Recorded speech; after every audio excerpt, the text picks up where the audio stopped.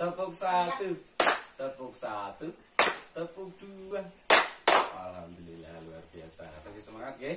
Tapi ya lihat kamu tanam betul. Uang tidak cukup? Ya, diatur. Sip. Ibu bapak para rawuh ingkang kawula hormati, walaupun sinau sareng nggih bahwa saat kita memilih tempat untuk meminjam itu harus diperhatikan betul untung ruginya. Dan yang paling penting adalah cari tempat pinjaman yang pengembaliannya paling kecil. Tadi kita belajar ada banyak sih, ada bank, operasi simpan pinjam, terus rentenir, atau minjam ke kerabat atau sahabat. Pokoknya cari yang paling sedikit pengembaliannya. Nah, selanjutnya kita akan belajar dari Ibu Lili. Seperti biasa, ini filmnya Ibu Lili.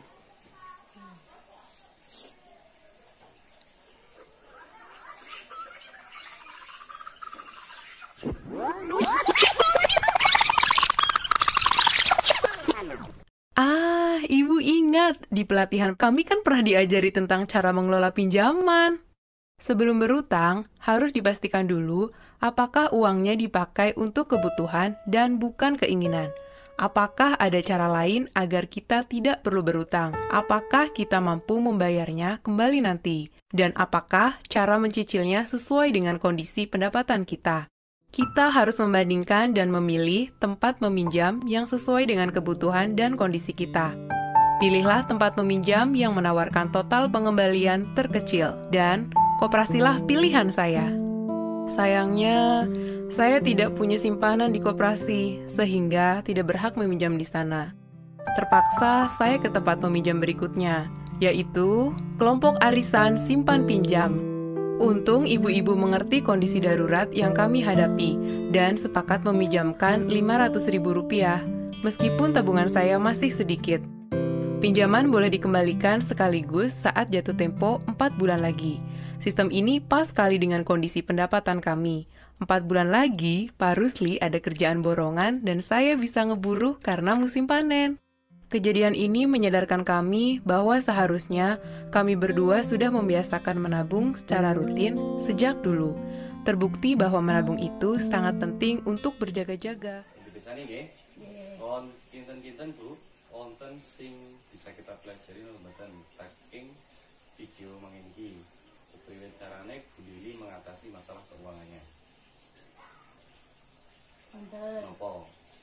Ya, kedai nabung biyen sebelum ada kebutuhan yang mendesak, kita sebaiknya nabung biarpun sedikit.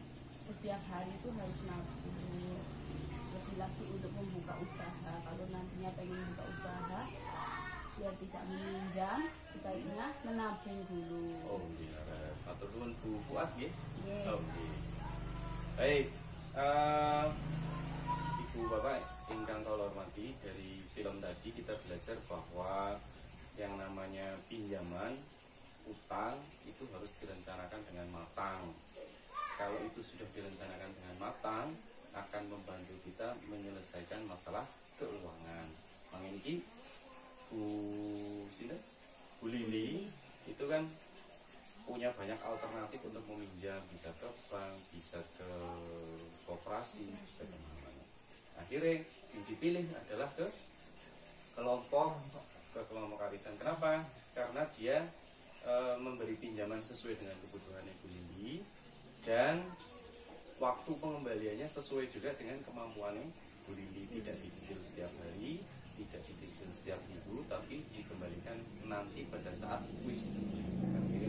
Kalau di bank mungkin ada alternatif juga, tapi pilihan mengembalikannya tidak seperti yang Bu Lili pilih tadi.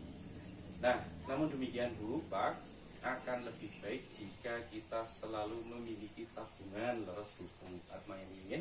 Kalau kita punya tabungan, itu harapannya kita punya cadangan untuk berjaga-jaga dan tidak terjebak kepada hutang. Betul nggih? Baik, tepuk satu, tepuk dua. Pingkalnya bahagia. Uang tidak cukup? Ya diatur diatur dong. Baik, terima